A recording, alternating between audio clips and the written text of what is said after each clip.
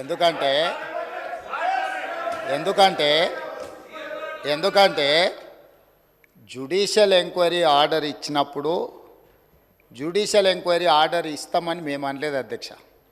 ఇదే సభలో మంత్రివర్యులు కోమటిరెడ్డి వెంకటరెడ్డి గారు కొన్ని అంశాలను ప్రస్తావించినప్పుడు మా నిజాయితీని మేము నిరూపించుకుంటాం, సత్యహరిశ్చంద్రుడు ఆ వంశంలోనే మేము ఉన్నాం, సత్యహరిశ్చంద్రుడు తర్వాత మా నాయకుడు చంద్రశేఖర్ రావే సత్యహరిశ్చంద్రుడు అవతారంలో కలియుగంలో జన్మించిండు, కాబట్టి మీరు ఎంక్వైరీకి ఆదేశాలు ఇవ్వండి అని చెప్పి ఆ సభ్యుడే అడిగిండు అధ్యక్ష.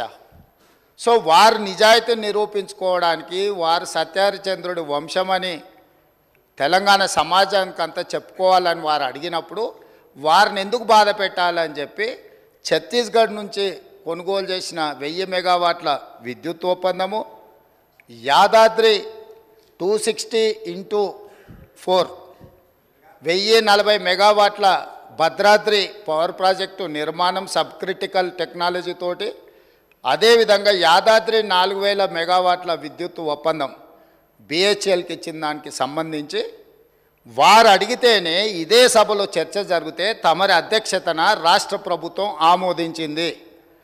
ఎప్పుడైతే మేము ఆమోదించి విచారణకు జ్యుడిషియల్ ఎంక్వైరీ కోసం చీఫ్ జస్టిస్ ఆఫ్ తెలంగాణకు లెటర్ రాస్తే సిట్టింగ్ జడ్జిలను కేటాయించలేం, రిటైర్డ్ జడ్జిలతో మీరు విచారణ చేసుకోండి అని కోర్టు నుంచి మాకు సమాచారం అందిన తర్వాత జస్టిస్ ఎల్ నరసింహారెడ్డి గారిని మేము నియమించినాం అధ్యక్ష.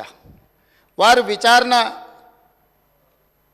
క్రొనలాజికల్గా చేసుకుంటూ సంబంధిత శాఖ మంత్రికి ఆనాడు సంబంధిత ఆనాటి ముఖ్యమంత్రికి మీరందరూ కూడా మీరు నిజాయితీ పరులు సత్యహరిశ్చంద్రులు అన్నారు కదా, కమిషన్ దగ్గరకు వచ్చి మీ వివరాలు ఇవ్వండి అని అడిగినారు అధ్యక్ష.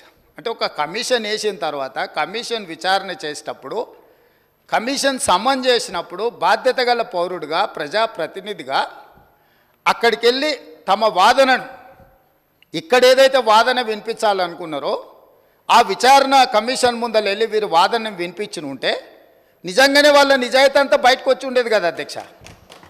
అక్కడికి వెళ్ళకుండా ఆ కమిషనే వద్దు, ఆ వ్యక్తే వద్దు, ఇవన్నీ వద్దని వాళ్ళే కోర్టుకు వెళ్ళిండ్రు. హైకోర్టు వాళ్ళ వాదనను తిరస్కరించింది. సుప్రీంకోర్టుకు వెళ్ళిండ్రు. సుప్రీంకోర్టు ఏమన్నది, విచారణ కొనసాగించాల్సిందే, విచారణని మీరు క్వాష్ చేయమని అడిగిన అది కుదరదు, కాకపోతే మీకు అభ్యంతరం వల్ల ఆ కమిషన్ చైర్మన్గా వ్యవహరిస్తున్న వ్యక్తి పట్ల మీకు ఏమైనా అభ్యంతరాలు ఉంటే వ్యక్తిని మారుస్తున్నాము అని చెప్పి సుప్రీంకోర్టు మార్చడానికి ప్రభుత్వాన్ని కూడా అడిగింది. మీ ఆలోచన ఏందని? మాకేం ఆలోచన లేదు, ఏ వ్యక్తిని వేసినా సరే విచారణ జరగాలన్నదే ప్రభుత్వం ఆలోచన. ఖచ్చితంగా మా కోర్టు అడిగితే మేము మంచిది మారుస్తాము అని చెప్పి ఒప్పుకున్నాము. వారు కోరుకుంటున్నారు కాబట్టి ఈరోజు సాయంత్రానికల్లా ఎవరిని వేయాలో ఆ విచారణ కమిషన్కు కొత్త చైర్మన్ కూడా ఈరోజు సాయంత్రం నియమిస్తాం అధ్యక్ష.